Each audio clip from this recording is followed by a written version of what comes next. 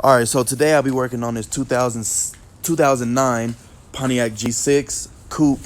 Didn't even know these cars came in coupes. Real nice car. I'll be doing the front brake pads on it. So I'm gonna get the car all jacked up. I'm gonna take this tire off, which is just some 19 millimeters standard. So I'm gonna go ahead and jack the car up, and I'm gonna get right back with you guys. All right, so once you get behind here, you'll see two bolts. I'm pretty sure, yeah, that's 14. You'll see two bolts, one right here, one down here. These are both 14s. So I'm gonna go ahead and take both of these off, set the caliper somewhere probably up here, and I'm gonna get right back with you guys. Okay, so once you get here, you take that caliper, set it down. You just pull out, real simple. Slide your new one in the bracket. Let me show you guys, real simple, just like that. Take the old one,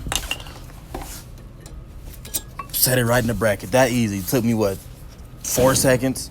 Make sure you push your caliper back or it will not go back on. Line back up the two bolts, and that's about it. Put your tire back on and good to go. But that's basically all you guys do. Hope you enjoyed the video, and thanks for watching.